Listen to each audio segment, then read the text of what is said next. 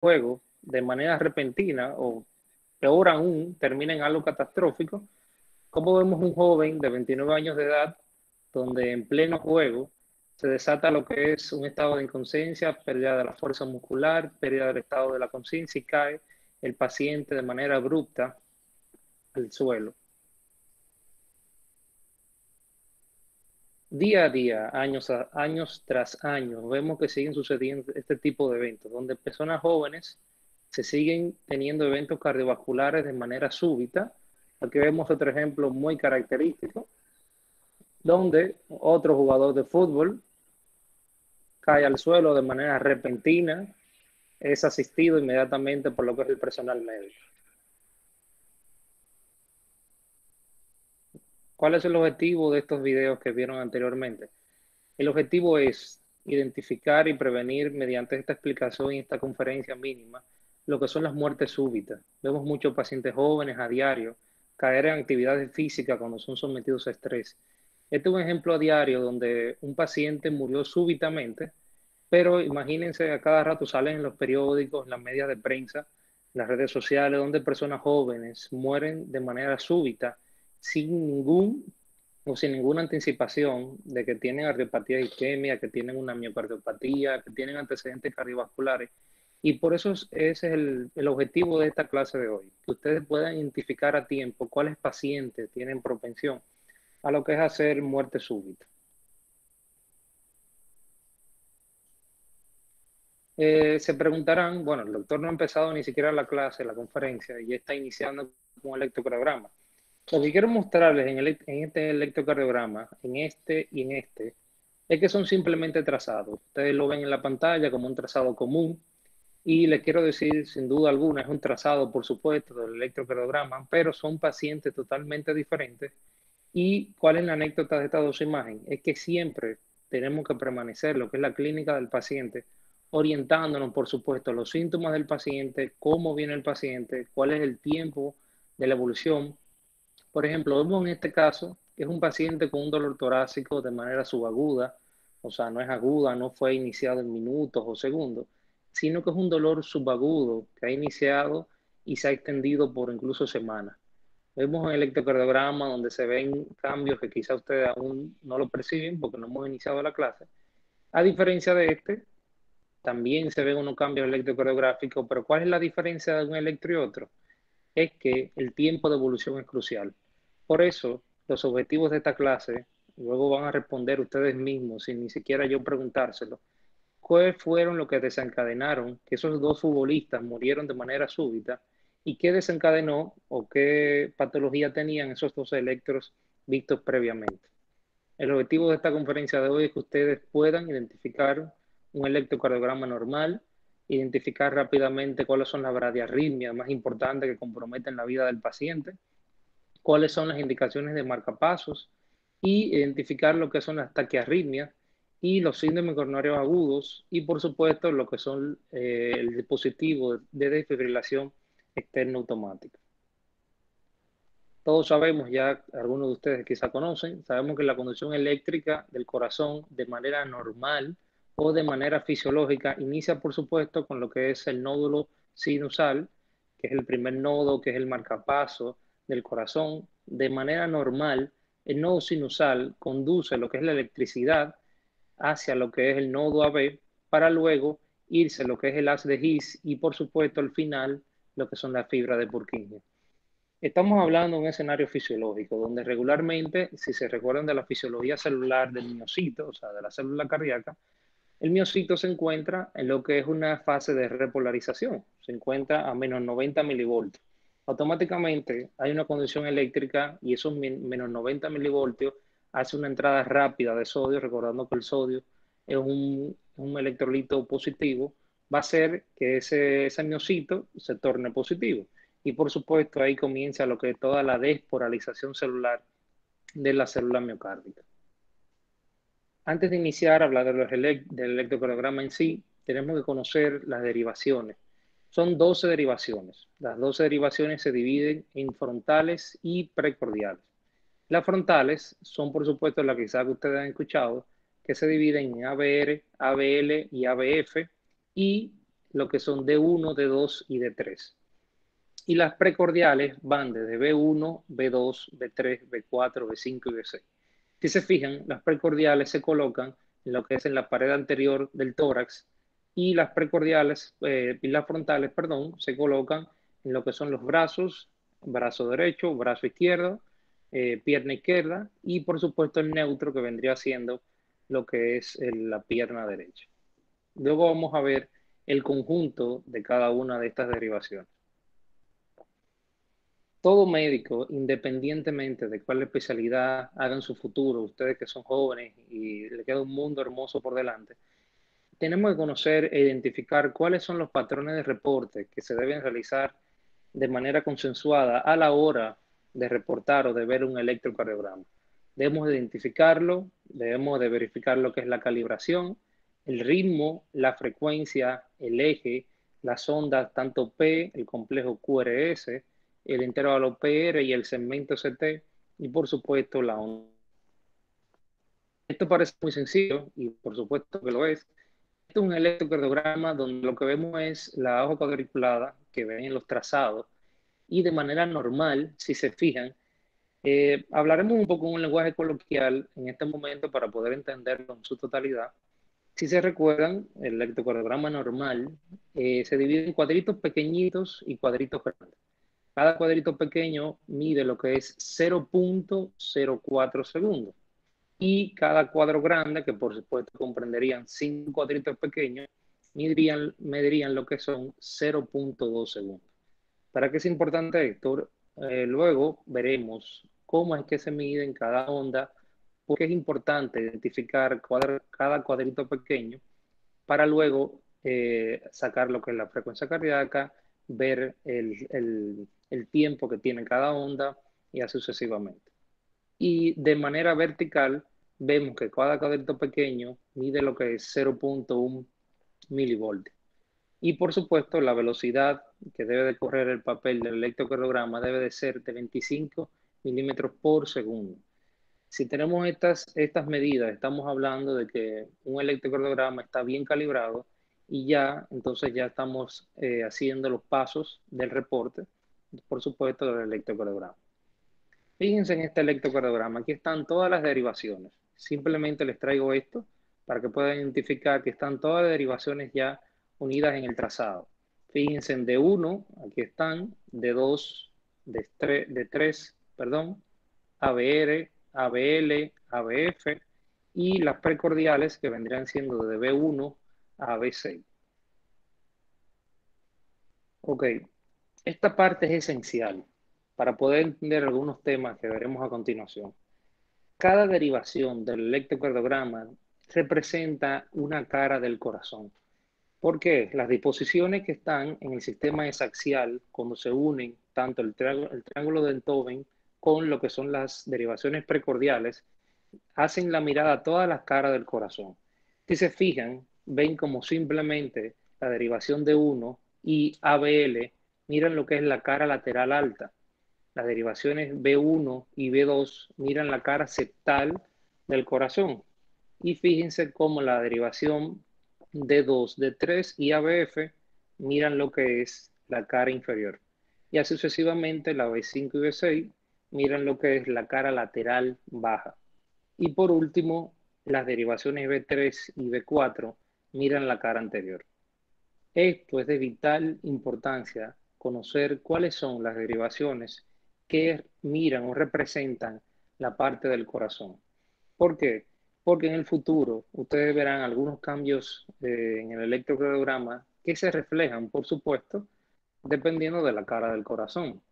Un ejemplo muy clásico que pasa a diario son síndromes coronarios agudos, o sea, infartos de cara inferior, que por supuesto, si yo pienso que es un infarto de cara inferior, lo que voy a buscar es en derivaciones de 2, de 3 y ABF.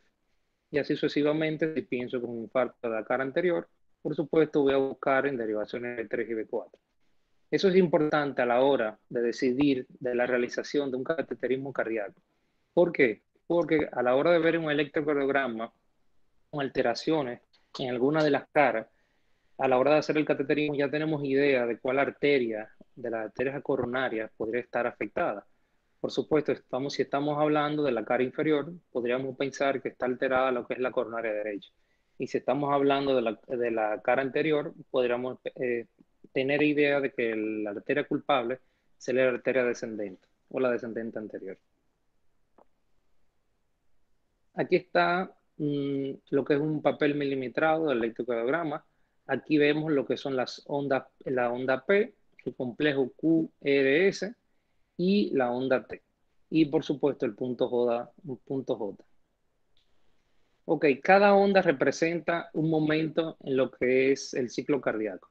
Vemos como la famosa onda P, que es la primera deflexión positiva que se ve en el electrocardiograma, por supuesto representa lo que es la despolarización de las aurículas. Y tiene una amplitud normal máxima de 0.2 milivoltios y una duración normal menos de 0.12 segundos. O sea, si se fijan, por supuesto debe de ser menos de 3 cuadritos pequeños, recordando que cada cuadrito pequeño mide 0.04 segundos.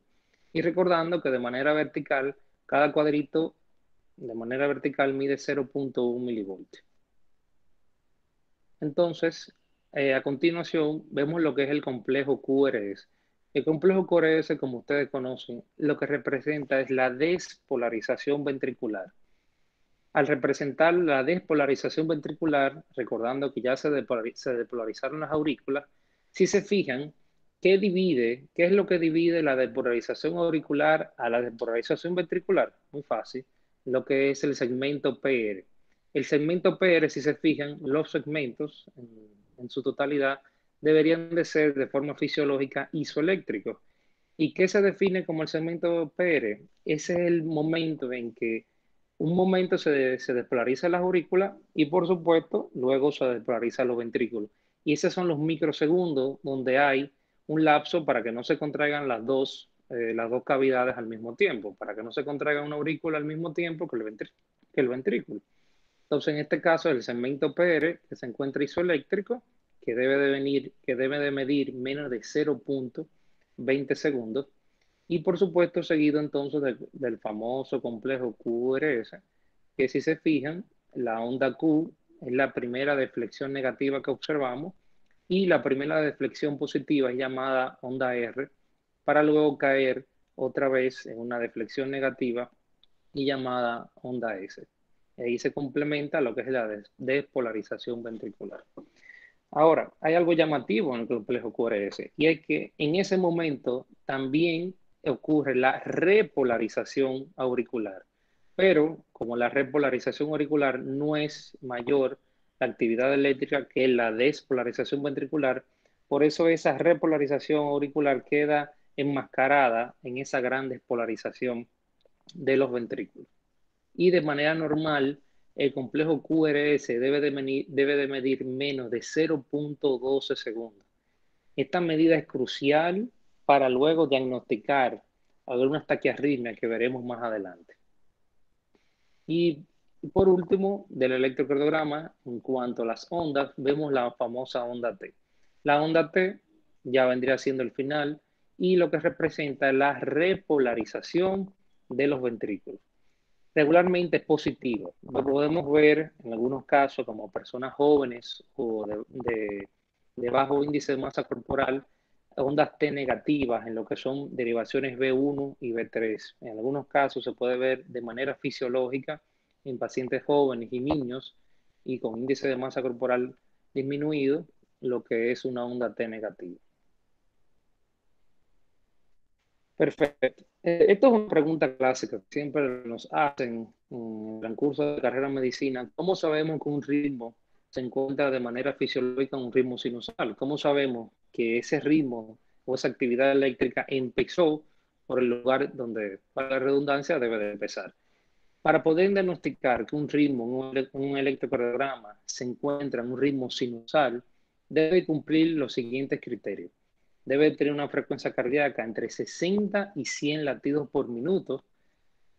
El intervalo de R a R, o sea, de cada onda R hacia otra onda R, debe de ser regular. Cuando hablo de regular, quiero decir que debe ser equidistante entre cada onda R de una hacia otra para poder decir que estamos delante de un ritmo sinusal. Y debe ser positivo, lo que es la onda P, por lo menos en una derivación, por ejemplo, en D1.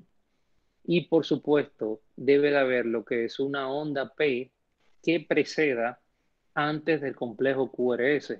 ¿Por qué? Porque en este caso debe de haber lo que es que la conducción eléctrica empezó por nodo sinusal, luego viajó hacia la B, por supuesto, el haz de His y luego llegó a la fibra de Purkinje y despolarizaron los ventrículos. Y por eso es que debe de haber todos estos criterios. Si se cumplen todos los criterios, estamos delante de lo que es un ritmo sinusal. Aquí está el complejo, aquí están, perdón, el electrocardiograma completo. Vemos la famosa onda P, lo que es el segmento PR, el complejo QRS, el segmento ST y por supuesto la onda T. Voy a aprovechar esta imagen para poder hacer una asociación con la actualidad que nos tiene distanciado por la razón de que estamos aquí. El intervalo QT es una medición que se realiza midiendo desde el inicio de la onda Q hasta el final de la onda T. ¿Qué peculiaridad tiene el intervalo QT? Es que actualmente algunas enfermedades actuales como el COVID-19 se ha utilizado algunos fármacos de manera muy común, como lo que son los macrólidos, que son antibióticos inhibidores de la unidad 50S de la ribosoma de la bacteria, que son acitromicina, eritromicina, etcétera. Y los macrólidos, para los que no lo sabían, alargan lo que es el intervalo QT. ¿Qué importancia tiene esto en este momento? Y es que cuando se alarga el intervalo QT, predispone al paciente a hacer taquicardias ventriculares, llevando a, en uno de los peores casos, a lo que es una fibrilación ventricular y por supuesto la muerte del paciente. Y peor aún, si unimos lo que es un antibiótico, como se ha usado actualmente en algunos escenarios del COVID, el uso de hidroxicloroquina o cloroquina como el antimalárico, que aún así potencializa lo que es el alargamiento del intervalo QT y podría aún más predisponer al paciente a hacer lo que son taquiarritmos ventriculares y fibrilación ventricular y por supuesto la muerte del paciente. Por eso siempre les invito a todos ustedes como futuros médicos que serán, que siempre hagan un electrocardiograma de base antes de iniciar tratamientos antibióticos como macrólidos o antimaláricos como hidroxicloroquina o cloroquina. Aquí está el intervalo QT otra vez mencionado, que por supuesto no debe de medir más de 0.44 segundos. Entonces, le quise traer esta imagen para que podamos ver y diferenciar lo que es un ritmo sinusal, que ya ustedes lo habían visto anteriormente, como ven que la onda P precede cada complejo QRS, cada onda R están equidistantes, están regulares, la onda P es positiva en las derivaciones, y a diferencia, fíjense cómo esto es un ritmo ventricular de un paciente con un trastorno de la conducción, donde si se fijan en este electrocardiograma, aunque no sepan diagnosticarlo, pero fíjense a simple vista cómo esta onda, que es una onda P, no conduce un complejo QRS. Y si se fijan que hay otra onda P que tampoco conduce el complejo QRS. O sea que a simple vista, ya yo sé que yo no estoy delante de un ritmo sinusal. Esto es una forma de orientarnos y poder identificar rápidamente si estamos delante de un ritmo normal o un ritmo, por supuesto, anormal. Debemos siempre hacer todo sistemáticamente para que evitar que se nos escape cualquier detalle. Es muy fácil esta parte, lo que es la parte de la frecuencia cardíaca. Todo ritmo o todo electrocardiograma debemos de medir lo que es la frecuencia cardíaca. En un ritmo regular, en un ritmo donde cada onda R se encuentra en equidistante, hay dos formas muy sencillas de medir la frecuencia cardíaca. Por supuesto, si estamos delante de un ritmo regular. Vemos dónde caería en el electrocardiograma y de manera más fácil podríamos usar lo que es en la derivación de 2. Vemos dónde caería una onda R en una de las líneas que separa los cuadros grandes que vemos en el fondo del electrocardiograma. Si vemos en esta imagen que esta onda R caería en una de las líneas de los cuadros grandes, por supuesto seguiríamos de línea en línea, o sea, de las líneas grandes hacia otra línea grande, teniendo como estos números constantes que son, la primera línea vendría siendo desde el inicio de esa onda R, la primera línea, si caería aquí un complejo, o sea, una onda R, esta sería de 300 latidos por minuto. Si luego seguiría, por ejemplo, en esta línea sería de 150. Pero fíjense en este caso cómo cae en esta línea en 100 latidos por minuto. Esto es un número constante, o sea, esto no cambia. Si el ritmo es regular, iniciamos en la primera línea, por supuesto, vendría siendo donde caería en una onda R. Luego vemos en 300, 150, 100 y 75. Cada 300, lo que dice 300, lo que dice 150, lo que dice 100, lo que dice 75, son líneas grandes. O sea, son las líneas que dividen los cuadros grandes del electrocardiograma. Donde cae el otro ritmo, donde cae la otra onda R, perdón, ahí caería lo que es la frecuencia cardíaca. Es una forma fácil de poder hacerlo y medir el electrocardiograma. Otra forma es medir lo que son contar los cuadritos pequeños que hay entre una onda R y otra onda R y ponerlo como lo que es un denominador. Cada cuadrito pequeño lo contamos y lo ponemos en una división como denominador y en el numerador pondríamos como número constante lo que es el número 1500. Ponemos en el numerador 1500 y en el denominador contamos los cuadritos pequeños y ahí esa división nos daría como el cociente, nos daría la frecuencia cardíaca de ese electrocardiograma. Por supuesto, vuelvo y recuerdo, eso debe de ser solamente en un ritmo regular, donde cada onda R esté equidistante, o sea, que tenga la misma distancia para poder usar estas fórmulas. Ahora, si estamos delante de un ritmo irregular, o sea, cuando hablo de ritmo irregular, estoy hablando de que cada onda R no se encuentran, perdón, equidistantes. Si se fijan, aquí cada complejo de esta onda R hacia esta onda R es una distancia y fíjense cómo de otra onda R hacia otra es otra distancia y así sucesivamente vamos viendo cómo cada onda R tiene diferentes distancias. Y automáticamente lo primero que tenemos de pensar es que se nos cae el criterio de que es un ritmo sinusal. ¿Por qué? Porque está irregular. Recuérdense que el ritmo sinusal debe de ser regular. Automáticamente vemos un ritmo irregular para poder medir lo que es la frecuencia cardíaca. Hay una fórmula muy fácil, que es contar 30 cuadros grandes. Se cuentan 30 cuadros grandes y imagínense que llegó hasta aquí, que ya estaba estipulado, por supuesto. Se llega hasta 30 cuadros grandes, se cuentan, que eso equivale a 6 segundos, y se multiplica por 10 el número de ondas R que se encuentran en el electrocardiograma. Si se fijan, desde aquí hasta el número 9 hay 30 cuadros grandes. Y entonces hay 9 ondas R. Entonces lo que se hace es muy fácil. Se multiplica 9 por el factor 10, que el 10 es un número constante por igual, y el producto que nos dé de los factores de multiplicación, entonces sería simplemente la frecuencia cardíaca del paciente. No podemos usar esta técnica en los ritmos irregulares. Perfecto. Si ya tenemos una idea o una introducción de lo que es un electrocardiograma normal o fisiológico, entonces vamos a hablar de las principales bradiarritmias o de las principales bradicardias que nos producen trastornos en el paciente. Una bradiarritmia se define simplemente como un latido cardíaco por debajo de 60 latidos por minuto. Vamos a ver cuáles son los trastornos más importantes que son dentro del cuadro de bradiarritmia. Los trastornos de la formación del impulso, sabiendo nosotros que todo ritmo inicia por lo que es el nodo sinusal, automáticamente hay un desgaste o una disfunción en lo que es el nodo sinusal o un trastorno de conducción hacia el nodo AB, vamos a tener lo que es un trastorno de la formación del impulso, porque no va a llegar la conducción eléctrica adecuada. Hay pacientes que tienen, sabiendo de manera fisiología, sabemos que el sistema nervioso autónomo, específicamente el parasimpático, interviene en lo que es el neurotransmisor de la acetilcolina.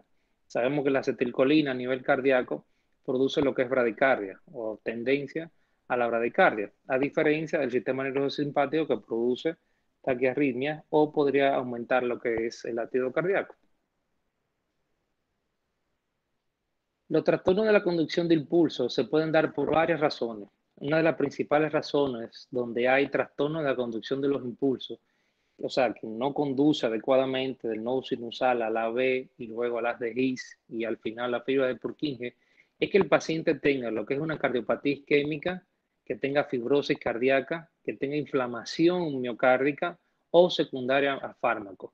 Es muy frecuente ver pacientes con cardiopatía isquémica aguda, o sea, con síndromes coronarios agudos, como infarto agudo del miocardio, síndrome coronario agudo con elevación del cemento CT, en fin, toda cardiopatía isquémica puede conducir a lo que es un trastorno de la conducción del impulso y, por supuesto, llevar al paciente a una bradiarritmia. La fibrosis cardíaca, muchos trastornos infiltrativos, como lo que es la amiloidosis cardíaca, la sarcoidosis cardíaca, produce trastorno fibrótico a nivel de la conducción eléctrica y, por supuesto, el paciente puede caer en una bradiarritmia. Las miocardiopatías o miopericarditis, que son inflamaciones de las células miocárdicas, por igual podrían conllevar a lo que es trastorno de la conducción. Y por supuesto, y no dejándolo por último porque es el menos importante, sino que los fármacos son una de las principales causas que vemos a día también por igual, al igual que la cardiopatía isquémica, que podrían llevar al paciente a tener bradiarritmia. ¿Cuáles son los fármacos por excelencia que producen bradiarritmia? Muy fácil, si sabemos ya la fisiología, que el sistema parasimpático específicamente produce lo que es el neurotransmisor de la acetilcolina. Entonces, ¿cuáles fármacos van a producir? Los betabloqueantes. Los betabloqueantes, como por ejemplo el bisoprolol, carvedilol, meprolol, etcétera, que se usan diariamente a los pacientes que tienen cardiopatía isquémica crónica, o en otro caso, por ejemplo, el propanolol, que es un betabloqueante no selectivo, que se usa frecuente o se usaba anteriormente, podrían predisponer al paciente a producir lo que son bradiarritmias. O incluso en escenarios de intentos autolíticos, o sea, intentos suicidas, donde los pacientes consumen altas dosis de betabloqueantes y eso podría conllevar al final lo que es un bloqueo permanente y por supuesto una bradiarritmia que comprometa la vida del paciente. Esto no es más que lo mismo, las causas de bradiarritmia. Tenemos tantas causas intrínsecas, extrínsecas, teniendo en cuenta siempre la clínica del paciente, cuáles son los antecedentes del paciente, si hay sospecha de infartos, miocardiopatía o enfermedades infiltrativas como sarcoidosis, amiloidosis, hemocromatosis, enfermedad de Wilson, lupus, eritematoso sistémico, esclerodermia, traumatismos y por supuesto la enfermedad de Lyme, que es muy característica en el norte de América, es una causa en estos países, en este país, de lo que son bradiarritmias. Y por supuesto, extrínsecas como son el mecanismo autónomo, que ya le expliqué, un paciente que tenga alta sensibilidad de lo que es una disfunción de lo que es el sistema parasimpático o hipersensibilidad del seno carotidio, aumento del tono vagal. Estos tres mecanismos nos va a dar lo que es un aumento de la acetilcolina sérica y por supuesto va a llegar a llevar lo que es el paciente a bradiarritmia. Por supuesto, fármacos como betabloqueantes, la dioxina, que la dioxina es un fármaco que es inotropo positivo y cronotropo negativo, y el hipotiroidismo y por supuesto la hipotermia. Y por último, los desequilibrios hidroelectrolíticos podrían llegar a lo que son producir bradiarritmias. Una de las bradiarritmias más frecuentes que vemos a diario son la bradicardia sinusal. La bradicardia sinusal se define como un latido cardíaco por debajo de 60 latidos por minuto. Aquí vemos un electrocardiograma en una derivación de 2 de las derivaciones frontales, donde es un ritmo que hay una onda P antes del complejo QRS y son positivos, pero cuando sacamos la frecuencia cardíaca, que ya ustedes saben sacarla, vemos que el paciente tiene lo que es un latido por debajo de 60. Automáticamente vemos un latido por debajo de 60, lo encasillamos como una bradicardia sinusal. Hay diferentes causas, entre ellas son afectación del nodo sinusal, muchos pacientes envejecientes tienen lo que es una bradicardia sinusal, los pacientes con cardiopatía isquémica, miocardiopatías y fármacos, por supuesto, como los beta bloqueantes, que en algunos casos, algunas enfermedades de cardiopatía o cardiovasculares, se necesita lo que tener una frecuencia cardíaca por debajo de 60. En algunos casos, los fármacos carvedilol, meprolol, nebivolol, propanolol, todos sus beta bloqueantes podrían producir lo que es una bradicardia sinusal, por supuesto. Regularmente las bradicardias sinusal no requieren un tratamiento específico. Es muy raro ver pacientes con síntomas con bradicardia sinusal, pero se han descrito algunos de ellos como son síncope, confusión o inestabilidad en el paciente.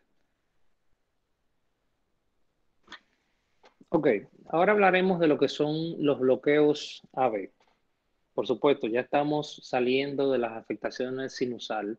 Ahora vamos a hablar cuáles son las afectaciones que engloban al aurículo ventricular, o sea, al seno aurículo ventricular, que son los bloqueos AB de primer grado, de segundo grado y de tercer grado. Hablaremos del bloqueo AB de primer grado.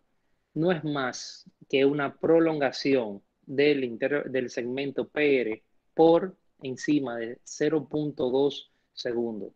Recordando que el segmento PR debe de medir menos de 0.2 segundos. Automáticamente vemos un electrocardiograma, como lo ven aquí en la pantalla, un segmento PR por encima de 0.2 segundos, ya estamos delante de lo que es un bloqueo AB de primer grado, como se ve en la pantalla. Fíjense aquí la onda P y fíjense aquí el segmento PR como prolonga lo que es por encima de 0.2 segundos. Regularmente el bloqueo AB de primer grado no tiene lo que es una repercusión hemodinámica en el paciente. Regularmente los bloqueos AB de primer grado no presentan síntomas del paciente. Es muy raro ver un paciente con síntomas por un bloqueo AB de primer grado. Por eso regularmente no necesitan un tratamiento específico. Regularmente los bloqueos de primer grado pasan desapercibidos y no llegan a tener ninguna repercusión hemodinámica en el paciente. El bloqueo AB de segundo grado. Este es una falla intermitente de la conducción AB. Algunas ondas P no van a conducir lo que es el complejo QRS. El bloqueo AB de segundo grado se divide en dos, tanto el MOVIS 1, que es lo que es el Weckenbach, como lo ven aquí, y el MOVIS 2, que lo vamos a ver ahora más adelante. Si se fijan, el bloqueo AB de segundo grado, ven como el intervalo PR se va alargando en cada complejo hasta desaparecer. Fíjense ahí cómo cada intervalo PR, si lo ven aquí en la pantalla, se va alargando entre un complejo y otro. Fíjense aquí la onda P y luego desaparece totalmente para no conducir ningún complejo QRS. Aquí estamos ahora en la pantalla lo que es el bloqueo AB de segundo grado. El bloqueo AB de segundo grado sí ya es ¿cómo le digo? Es el antesala de un bloqueo AB de tercer grado o un bloqueo AB completo. El bloqueo AB de segundo grado o MOVIS tipo 2 es una emergencia cardiovascular que necesita una atención urgente y rápida en el paciente. Este es uno de los bloqueos más peligrosos y puede llevar a una pérdida súbita e intermitente de lo que es el nodo AB. Si se fijan aquí en la imagen, ven cómo hay un intervalo PR igual que en otro trazado. Fíjense cómo aquí la onda P sí conduce el QRS. Fíjense esa otra onda P que sí conduce el QRS. Pero fíjense cómo de manera súbita aparece una onda P que no conduce ningún complejo QRS. Entonces, esto es un caso típico de un bloqueo AB de segundo grado. Si se fijan, volvemos para atrás, un intervalo PR normal, otro normal, y de un momento a otro hay una onda P que no conduce al complejo QRS. Miren aquí en esta pantalla, donde se ve en el monitor un caso típico de bloqueo AB de segundo grado. Fíjense cómo hay un intervalo PR igual que en otro. Y fíjense cómo aparece de la nada una onda P que no conduce el complejo que sigue. Fíjense, perdón, lo ponemos otra vez. Ahí está clarito cómo se ven los intervalos bien y hay una onda P que aparece de la nada que no conduce al complejo que sigue. Y por supuesto, aquí está lo que es una frecuencia cardíaca por debajo de los niveles normales, recordando que el ritmo sinusal es de 60 a 100 latidos por minuto. Esto que ven en la pantalla sí es realmente una emergencia cardiovascular per se, y es el bloqueo AB de tercer grado. El bloqueo AB de tercer grado es una emergencia cardiovascular que necesita una atención rápida en el paciente para evitar lo que es una muerte, por supuesto, por el bloqueo AB completo o de tercer grado. En esta hay una disociación completa entre la conducción sinusal y la conducción ventricular. Fíjense en esta pantalla, en esta imagen, cómo se ve clarito un bloqueo AB de tercer grado. Aquí está la onda P. Vemos cómo cada intervalo P es diferente entre cada complejo. Fíjense cómo las mediciones no son iguales y aparece de la nada una onda P que por supuesto no conduce al complejo QRS. O sea, a grosso modo, en un lenguaje muy llano, las aurículas se contraen por un lado y los ventrículos se contraen por otro y no hay una conducción porque, por supuesto, como su nombre lo dice, hay un bloqueo AV completo. Esta es una indicación aguda de colocación de marcapaso, al igual que el bloqueo AV de segundo grado, MOVIS tipo 2, también es indicación de marcapaso. Fíjense aquí un bloqueo AV completo. Fíjense un bloqueo completo donde hay un complejo que sí conduce y por supuesto otro que no conduce.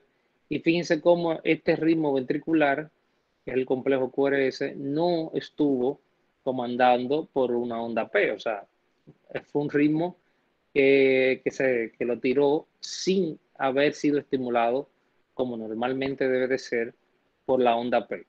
Fíjense nuevamente cómo ahí se ve muy claro cómo hay el ritmo ventricular por un lado, el ritmo auricular por otro, y no hay ni siquiera intervalo PR en algunos casos. Esto es un bloqueo AB de tercer grado. Todo paciente lo tiene que tener claro que tiene lo que es un bloqueo AB de segundo grado MOVIS tipo 2 o un bloqueo AB de tercer grado es indicación de marcapaso.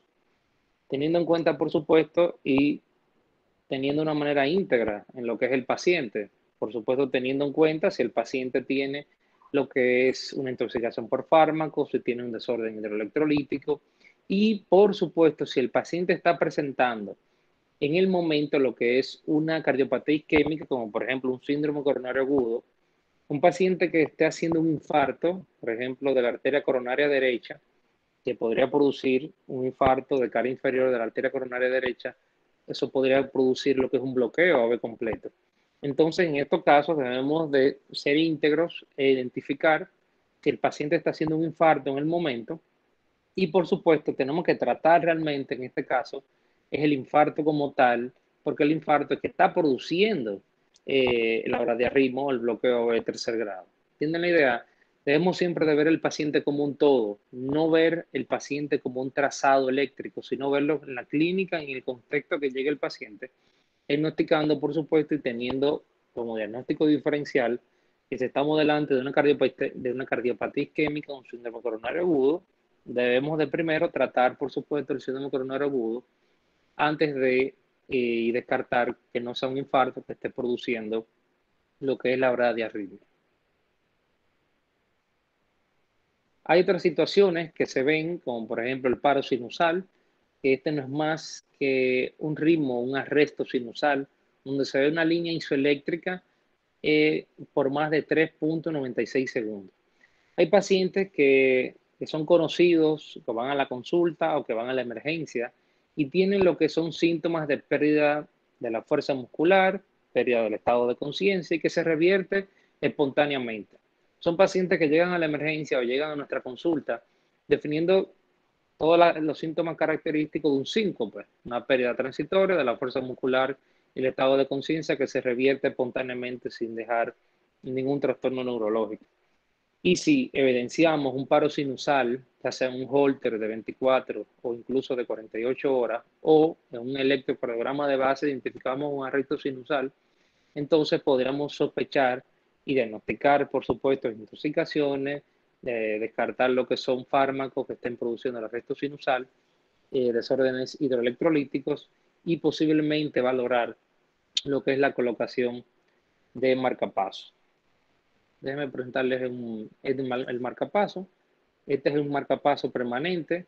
Las indicaciones sine qua non de marcapaso son bloqueos AB completos, o sea, los de tercer grado, bloqueos AB de segundo grado, MOVIS tipo 2, y por supuesto, algunas pacientes que tengan lo que son arresto sinusal, donde se vea una sistolia por mayor de 3 segundos. Y hay otras indicaciones un poco más profundas, como son ablación con catéter del nodo AB y algunas enfermedades neuromusculares. Esto es un marcapaso de un paciente, si se fijan, es un marcapaso biventricular, donde hay dos cables que conducen y llevan electricidad hacia lo que es el ventrículo del corazón.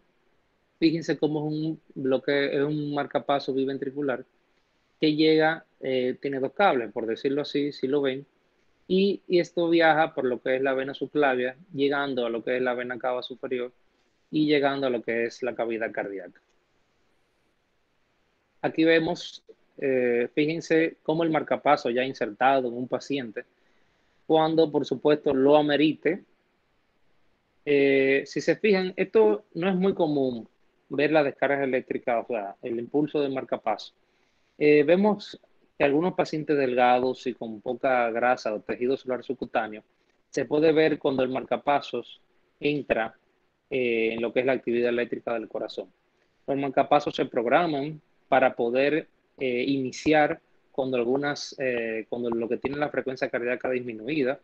Por supuesto, si un paciente tiene lo que es una frecuencia cardíaca por debajo de 35, imagínense un bloqueo AB de tercer grado, te va a llegar a una frecuencia cardíaca de 30 latidos por minuto.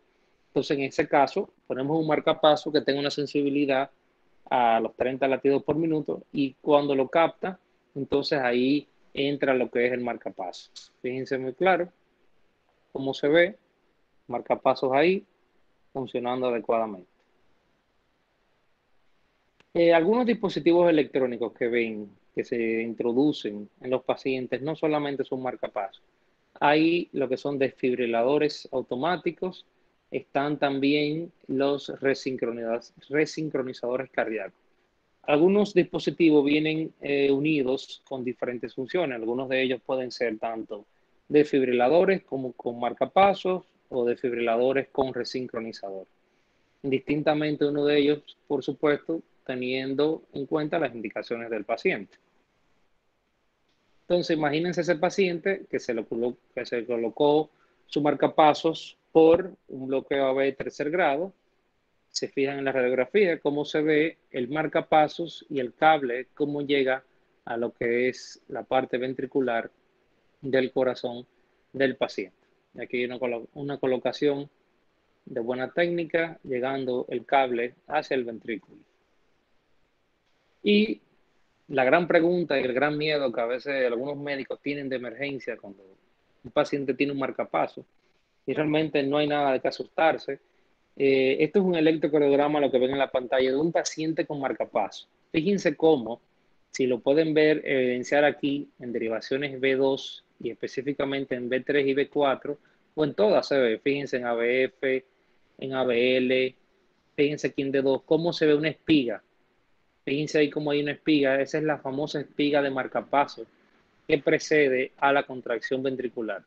O sea, dicho sea de paso, para que entiendan, esa espiga es lo que está conduciendo el complejo ventricular. O sea, ese paciente que están viendo en el electrocardiograma es dependiente total del marcapaso. ¿Por qué? ¿Cómo yo me doy cuenta que es dependiente total del marcapaso? Porque está en todas las derivaciones y fíjense cómo se ve en la espiga permanente en el paciente. Eso es lo más probable, que el paciente sea dependiente total, pero eso debemos registrarlo ya con la máquina de análisis del marcapaso. Ok, cambiando ahora el tema, veremos ya y quitamos lo que son las bradiarritmias. Las bradiarritmias sabemos que es la frecuencia cardíaca por debajo de 60 latidos por minuto. Ahora hablaremos de lo que son las famosas taquiarritmias. Las taquiarritmias, como su nombre lo dice, es una frecuencia cardíaca por encima de 100 latidos por minuto. Teniendo en cuenta que las taquiarritmias se tienen como comunicación o como fundamento dos bases fundamentales. O es un mecanismo de reentrada o es un mecanismo de incremento del automatismo. Al igual que las bradiarritmias que tienen lo que es un incremento del sistema nervioso parasimpático, teniendo como neurotransmisor la acetilcolina. La acetilcolina, por supuesto, disminuye lo que es la conducción y va a producir disminución de la conducción eléctrica y va a llegar a bradiarritmia. A diferencia, entonces tenemos lo que es el sistema nervioso autónomo, específicamente el simpático, llevando a lo que es una actividad simpático-mimética y llevando a lo que es, o propiciando lo que es taquiarritmia. ¿Cuáles son las clasificaciones de la taquiarritmia? Son dos clasificaciones per se, o más importantes para ustedes. ¿Qué me define que una taquiarritmia sea supraventricular o sea ventricular? Cuando estoy hablando una taquiarritmia supraventricular, estoy hablando que el origen de esa taquiarritmia está producida en lo que es encima de los ventrículos, ya sea en el nodo sinusal o en la aurícula en sí.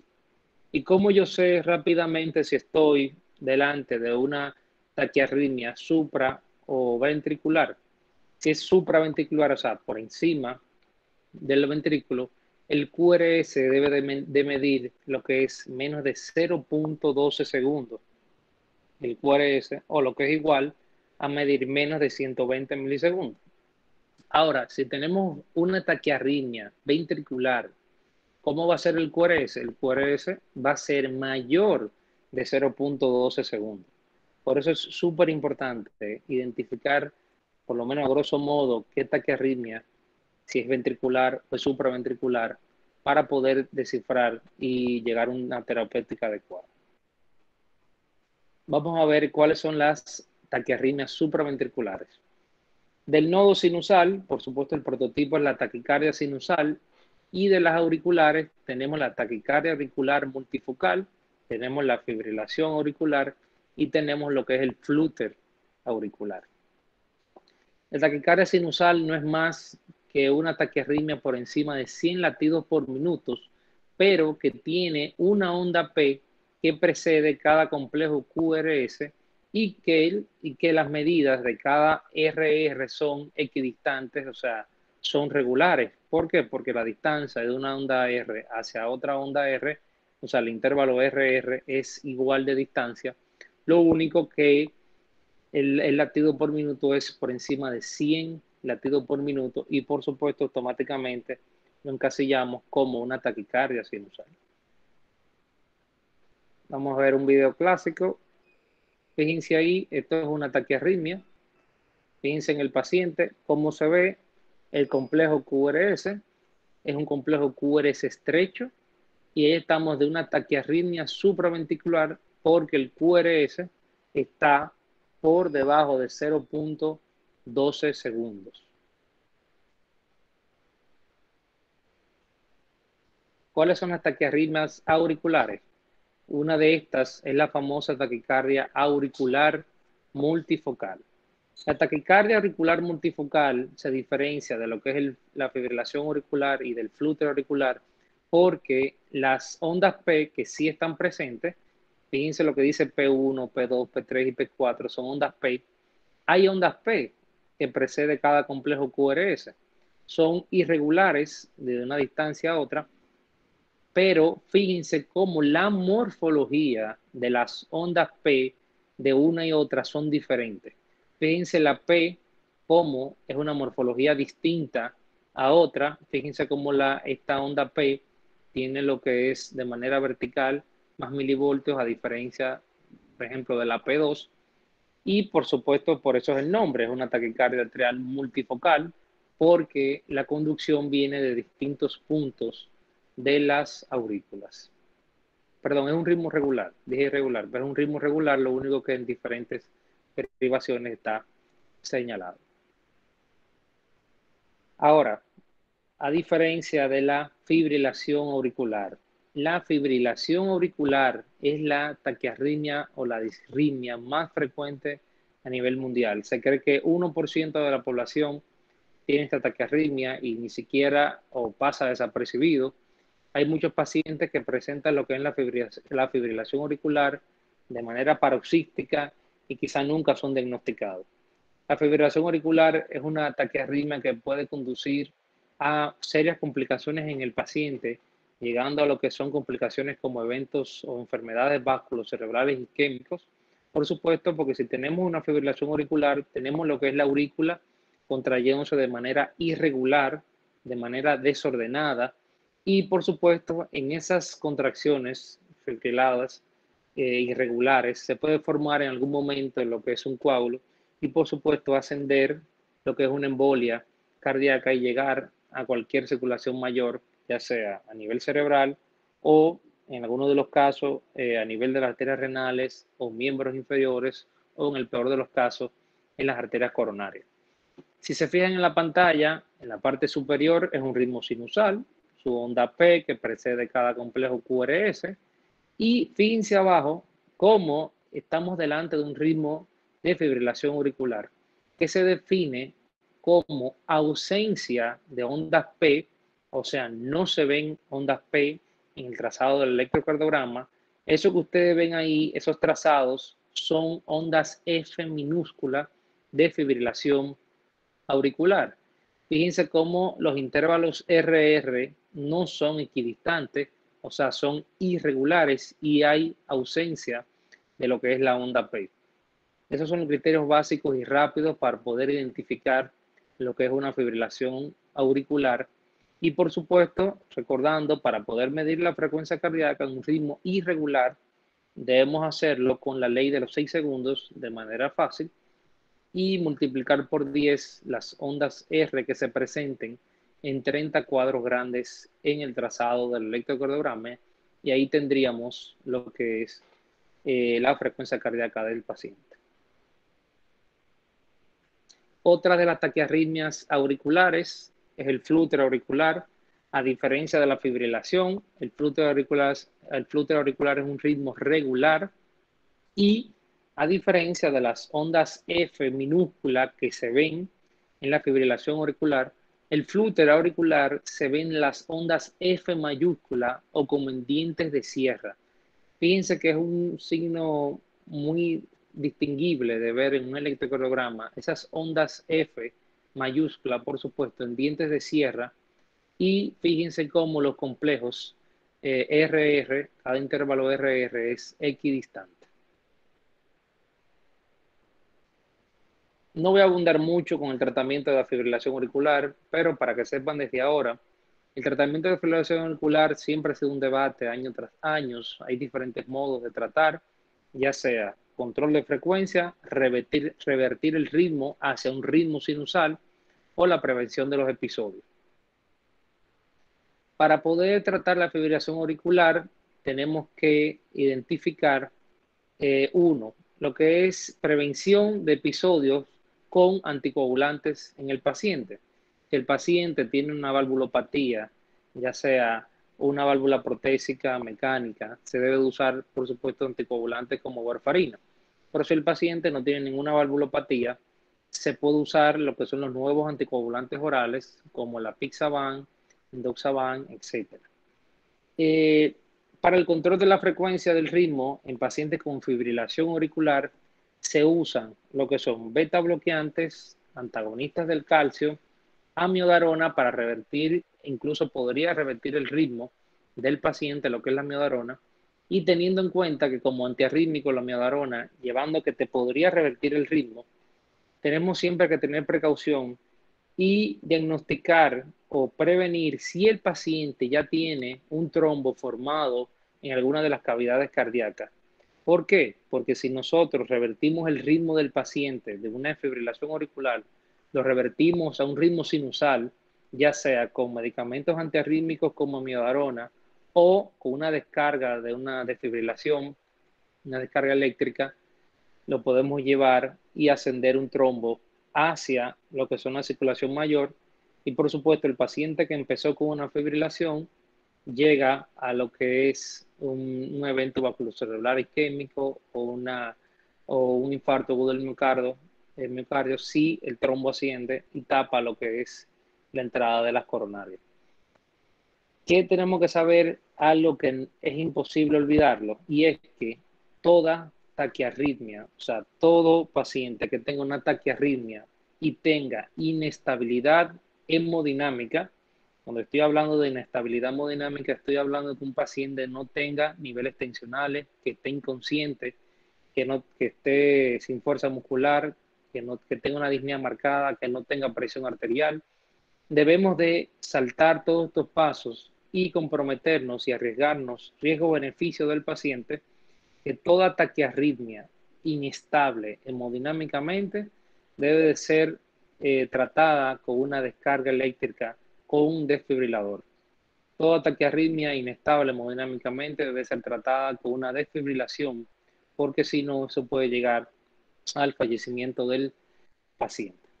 Hay métodos muy modernos como son las ablaciones del nodo AB, que se usa por radiofrecuencia. Se introduce un catéter que llega hacia lo que es la aurícula y ahí se determina cuáles son los focos que están llegando a la fibrilación auricular para poder tratarlos y por radiofrecuencia eliminarlos.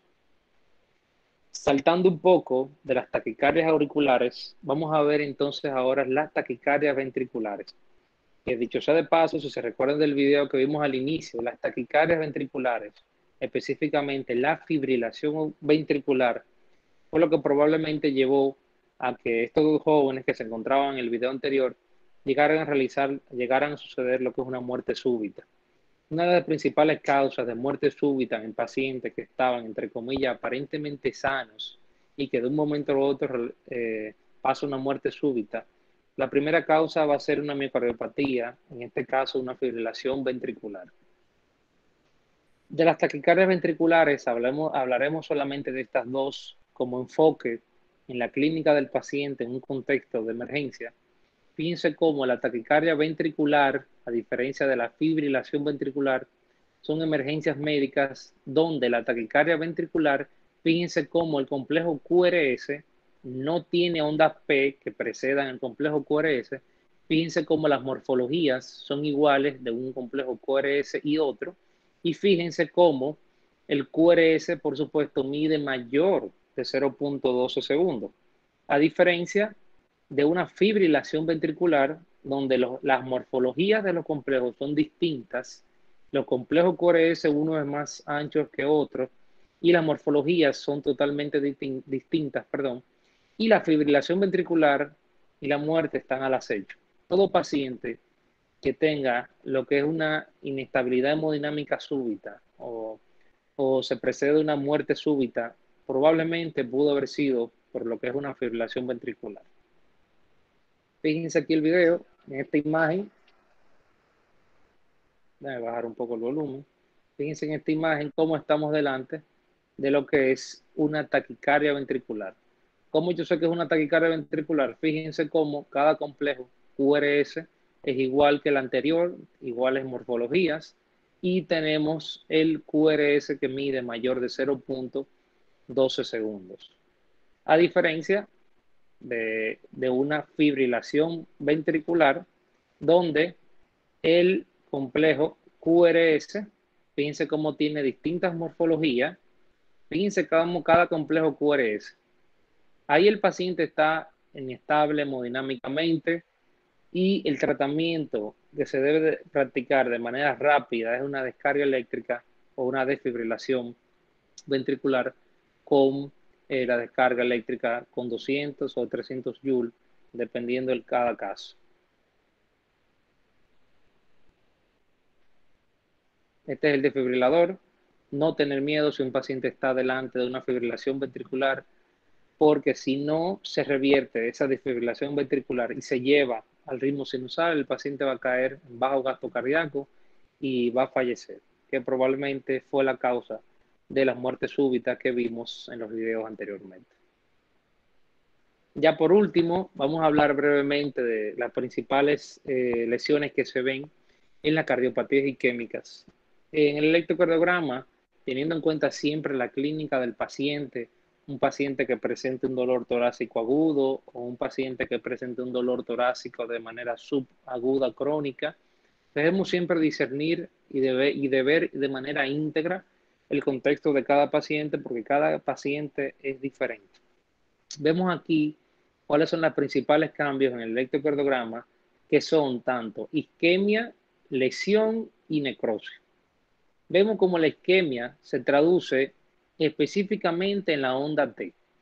Si vemos que una onda T se encuentra negativa en alguna de las derivaciones, podríamos estar delante de lo que es una isquemia subepicárdica. A diferencia, si vemos una onda T altas y picuda, podríamos estar delante de lo que es una isquemia subendocárdica, teniendo en cuenta y siempre descartar en ondas T altas y picudas pacientes que presenten hiperpotasemia, o sea, niveles séricos de potasio por encima de 5.5 miliequivalentes. Es muy frecuente ver pacientes con insuficiencia renal crónica que tengan desequilibrios hidroelectrolíticos y que lleguen a pasar lo que es una hiperpotasemia. Vemos también ya los cambios, y esto es lo más importante siempre cuando vemos un paciente con datos de dolor torácico, es el segmento ST. Los segmentos ST se describen dos importantes, que son la depresión o un infradesnivel del segmento ST, que se catalogaría como una lesión subendocárdica. Y a diferencia, si vemos un caso de un paciente con un dolor torácico agudo, y vemos una elevación que vendría siendo una lesión subepicárdica, tenemos siempre que tener una voz de alerta. Automáticamente vemos un paciente con una elevación del segmento CT, porque podríamos estar delante de lo que es un síndrome coronario agudo con elevación del segmento CT, y es un paciente que de primera instancia debería ser llevado, en los mejores casos, mediante los protocolos de las últimas guías de tratamiento del síndrome coronario agudo, debería ser llevado en los mejores escenarios a un cateterismo cardíaco urgente. Repitiendo, lesión subendocárdica, si vemos infradesnivel, y si es supradesnivel, una lesión subepicárdica. A diferencia ya la necrosis miocárdica, que como su nombre lo dice, hay una necrosis de los miocitos, es la presencia de una onda Q patológica que debe de medir más de 25% o el 25% de lo que es la onda R. Es una onda Q patológica que habla ya de necrosis miocárdica. Aquí vemos cómo un paciente que se encuentra un segmento ST en un paciente normal, vemos cómo un paciente que presente dolor torácico agudo, retroesternal, opresivo, de gran intensidad, y le hacemos un electrocardiograma y vemos una elevación del segmento CT, en los primeros 15 minutos va a haber una lesión con el supradesnivel del segmento ST, y luego fíjense cómo la naturaleza normal de la enfermedad va a llegar incluso ya a producir, si no se trata rápidamente el paciente, si no se trata, por ejemplo, con trombolíticos, con tenteplaza, alteplaza, o en los mejores escenarios con un cateterismo cardíaco. Si el paciente no se trata, entonces podremos llevar al paciente a necrosis de esa área del miocardio, llegando a lo que es una onda Q ya patológica y por supuesto en necrosis de esa área muscular del miocito, y que eso podría llevar ya al final lo que es una insuficiencia cardíaca del paciente y complicaciones subyacentes. Le traje esta imagen de la importancia, si se recuerdan de los primeros electros que vimos, de la importancia de por qué debemos conocer las caras del corazón.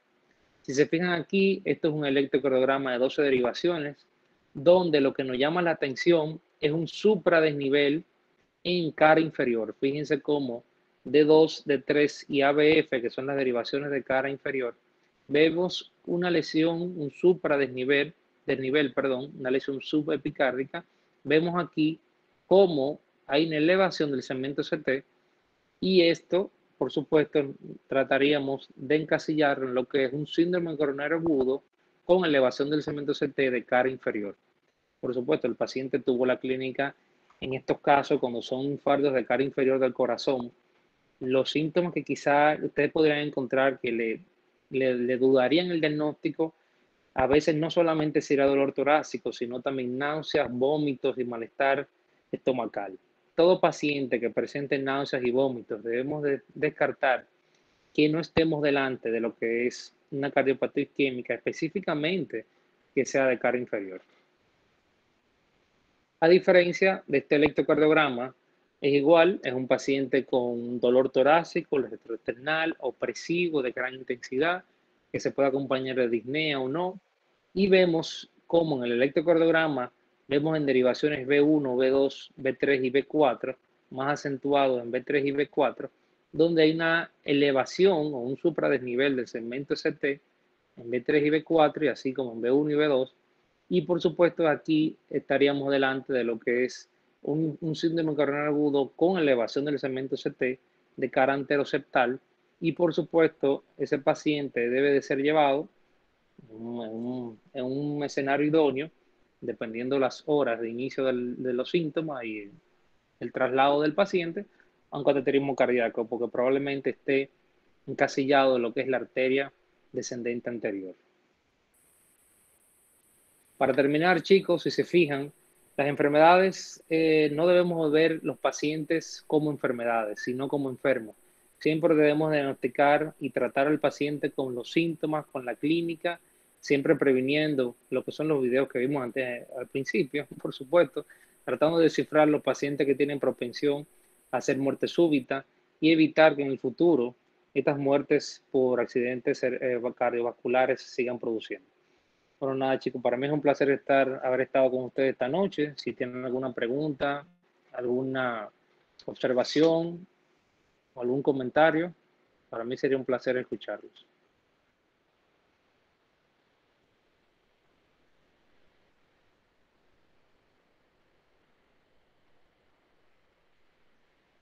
Excelente pregunta. Entre los medicamentos que puede llegar a producir síncope, podríamos englobarlo en los pacientes que hacen, por ejemplo, intoxicación por betabloqueantes como carvedilol, metoprolol, propanolol, ya sea de manera incidental o accidental. Estos medicamentos podrían llegar a lo que es producir bradiarritmia, llevando a disminución del gasto cardíaco, llevando a lo que es disminución de la perfusión cerebral, y por supuesto el síncope tiene como unánime disminución de la perfusión cerebral, llegando a lo que es una pérdida de la fuerza motora y pérdida del estado de la conciencia. ¿Alguna otra pregunta? Tengo una pregunta. ¿Se me escucha? Sí, sí, sí, Manuel. El marcapasos, yo supongo que tiene una pequeña batería, ¿verdad? Sí, tiene una batería incluida que tiene aproximadamente una duración de 10 años. Ok. Ok. En los casos idóneos, una duración mínima de 10 años o como máxima de 10 años. Bien, era eso. Gracias. Yo supongo que lo cambian cada 10 años. Exacto, cambian la batería de marcapaso. En algunos escenarios, los marcapasos, como todo dispositivo electrónico, puede haber un defecto, pero es muy raro realmente ver una disfunción del marcapaso.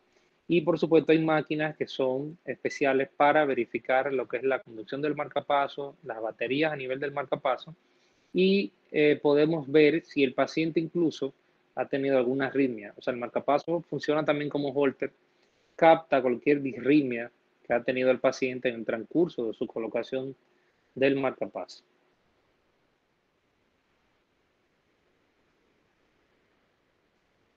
¿Cualquier otra pregunta o duda? Doctor, una pregunta. Sí, Angie. Esta ya usted no lo explicó, pero es algo que yo vengo trayendo desde clases de cardiología anteriormente. Aparte de la onda P, ¿cómo yo puedo diferenciar un MOVI 1 y un MOVI 2? A mí siempre se me ha hecho difícil eso. Excelente. Un MOVIX 1 y un MOVIX 2. Ya estamos hablando de los bloqueos AB de segundo grado. un bloqueo AB de segundo grado, MOVIT tipo 1, tú vas a ver los intervalos PR, cómo se van ampliando uno a otro hasta desaparecer en un momento por completo. O sea, un PR de otro PR de otro PR van a ir aumentándose paulatinamente hasta de un momento a otro desaparecer por completo y no conducir lo que es un complejo QRS. A diferencia de un MOVIT tipo 2, o sea, un bloqueo AB de segundo grado MOVIT tipo 2, donde los intervalos PR están igual, podrían estar igual en cada complejo, o sea, antes del complejo QRS, pero de un momento a otro aparece una P que no conduce. O sea, en el MOVIT tipo 1 se va prolongando hasta desaparecer y en el MOVIT tipo 2 no se va prolongando hasta desaparecer, sino que está normal y de un momento a otro, ahí ven una onda P que no condicionada. O sea, el MOVIT tipo 2, si tú no ves un trazado un poquito largo, te podría pasar desapercibido. Por el MOVIT tipo 1, tú vas a ver un alargamiento paulatino hasta que va a desaparecer por completo. ¿Entienden la idea? Digo, ¿entendiste la idea? Sí, gracias. Profe, una pregunta. Sí, te escucho. Dependiendo de la localización del infarto, o sea, en qué derivación se localiza en el EKG, ¿cuáles son las variaciones que se pueden ver? Bueno, diferentes las localizaciones del infarto, específicamente ya que mencionaste esa palabra, depende de donde tú veas la lesión, es que tú le vas a poner el apellido. Si vemos, por ejemplo, como vimos en el caso, un infarto de cara inferior, va a ser en D2, D3 y ABF, pero cada paciente es distinto uno de otro. Tú puedes ver un paciente con un infarto de cara inferior, puedes ver un paciente con un infarto de cara anterior, si vemos las derivaciones B3 y B4, o un infarto de B1 y B2, donde va a ser cara septal. ¿Y qué importancia tiene esto? No sé si es la pregunta que me estás haciendo, pero ¿qué importancia? Porque en un mundo idóneo donde todo esté bien compenetrado, idóneamente debería de ser llevado a cateterismo cardíaco urgente. Y ya, si sabemos cuál es la cara que está afectada, automáticamente vamos a ir hacia esa arteria coronaria, o no que vamos a ir a esa nada más, pero ya tenemos una presunción hacia qué arteria coronaria que está afectada para colocar lo que son los stents, que son esos dispositivos que abren la luz que produce la angioplastía con la colocación del stent en la arteria. ¿Y qué diferentes o en la pregunta qué morfología se ven? Pueden ver lesiones, lesión supradesnivel del ST o incluso un infradesnivel del ST podría llegar a ser igual a un infarto del miocardio. Por supuesto, llevando a la clínica del paciente con dolor torácico o equivalentes anginosos, que no lo mencioné porque el tema en sí no era síndrome coronario, pero los pacientes no solamente puede ser dolor torácico, puede presentarse náuseas, vómitos como una simple dolor en miembro superior izquierdo irradiado hacia maxilar inferior, o parestesias, en fin, o disnea.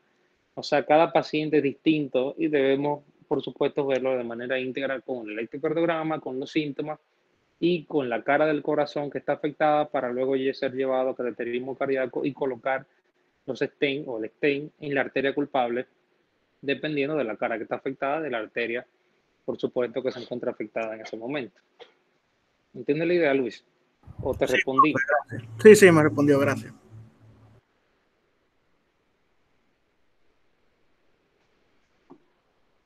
Doctor, disculpe. Buenas noches para Sí, todos. Ahí mismo, en Jeffrey. el abordaje terapéutico, por ejemplo, ¿cuáles medidas se pueden tomar? Usted menciona una muy importante que es el cateterismo, que se podía utilizar rápidamente, la maniobra. Pero más o menos, en qué lapso de tiempo, horas, para ser exacto, se podía hacer cualquier tipo de abordaje terapéutico y si entraría la maniobración, ya sea de fármacos, para cuando presenta un infarto. Sí, excelente pregunta, porque ustedes se van a ver día a día cuando hagan su pasantía, como me tocó, como todo nos tocará, tomar una decisión tan crucial como esa, la que Jeffrey me está preguntando, que es un paciente que se presente con un síndrome coronario agudo con elevación del segmento CT.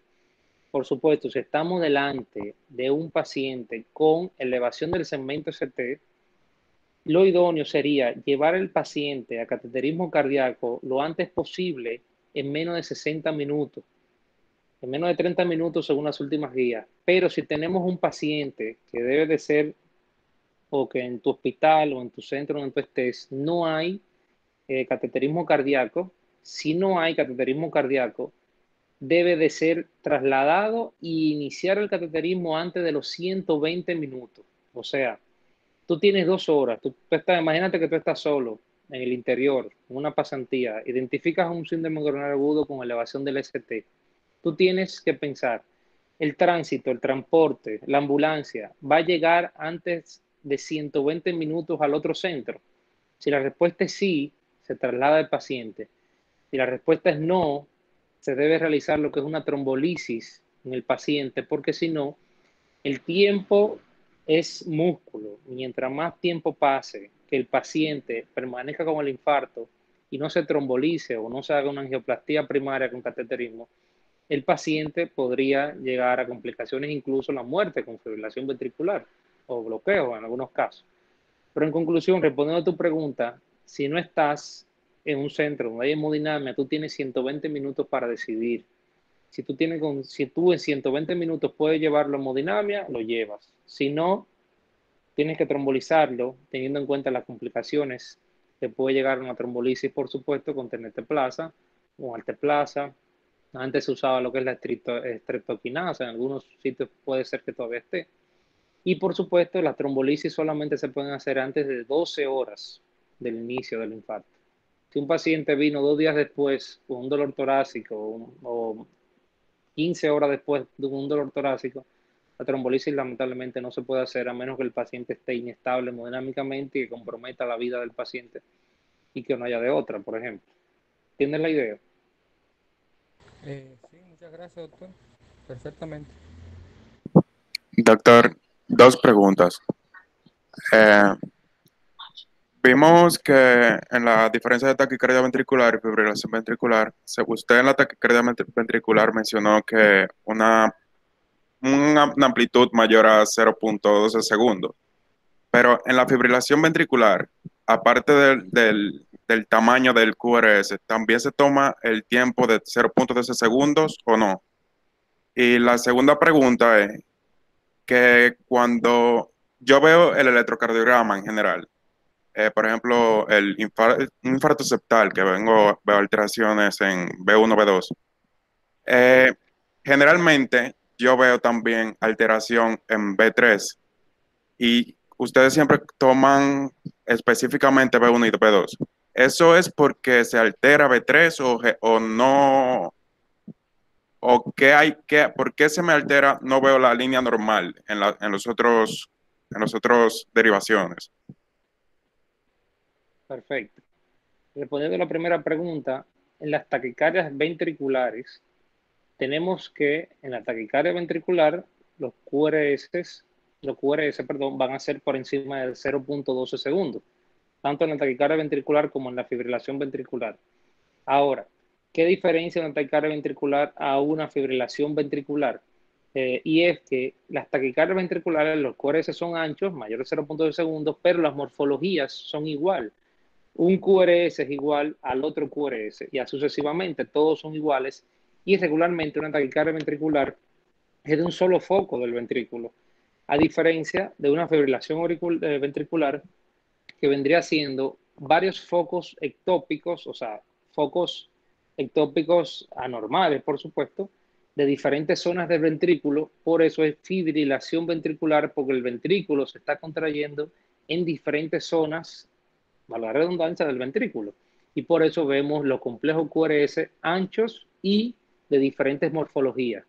Y por supuesto, la clínica de una fibrilación ventricular es un paciente inconsciente, inestable hemodinámicamente, a diferencia de la taquicardia ventricular que podemos encontrar algunos pacientes con taquicardia ventricular y con no inestabilidad hemodinámica. Y respondiendo a la otra pregunta, las lesiones que se ven indistintamente en cada cara o cada parte del corazón, es muy frecuente observar pacientes que tienen lo que son síndromes coronarios agudos con elevación o sin elevación del segmento ST que sean de cara anterior. y aún es muy frecuente por igual ver derivaciones que conlleven tanto B1, B2, B3 y B4. En este caso vendría siendo un síndrome coronario agudo de cara anteroseptal. ¿Y por qué es la asociación? Y es que esta cara está irrigado por la misma coronaria, que vendría siendo la coronaria izquierda. Por eso es muy frecuente ver cuando se afecta una cara, ver otra cara, por supuesto, también afectada porque es la misma arteria que está irrigando ambas caras. ¿Me entiende la idea? Por eso es que casi siempre podemos verlo una conjuntamente con otra. Pero no es sine qua non, por supuesto, y no es, tiene que ser patoneumónico ver obligatoriamente una cara septal con una cara anterior. Podemos ver una u otra. ¿Tienes la pregunta, Nemesio? Sí, doctor, gracias por la aclaración.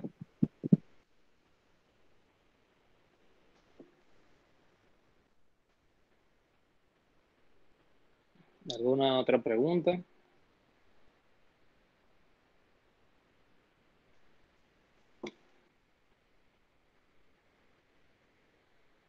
Bueno, chicos, si no tienen más preguntas, nada.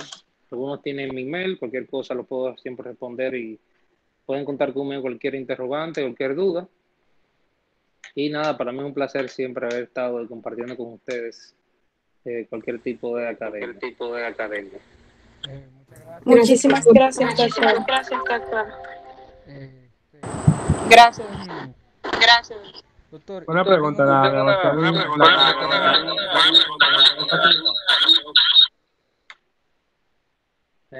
Déjame apagar el micrófono.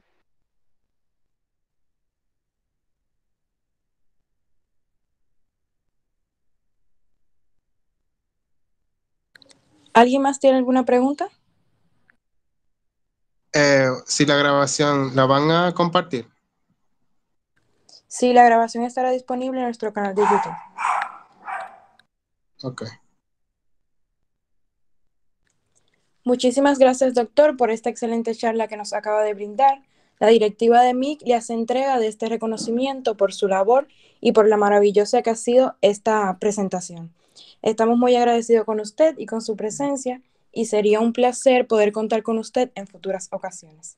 Esperamos que los presentes hayan disfrutado y aprovechado de esta presentación al máximo y seguiremos trabajando para ofrecerles más actividades igual interesantes y provechosas para su aprendizaje. Recuerden que nos pueden encontrar en Instagram como MIC-UNFU y al doctor como Héctor Ramírez C. Sin más nada que agregar, la directiva de MIC se despide y les desea una feliz noche. Muchísimas gracias a todos.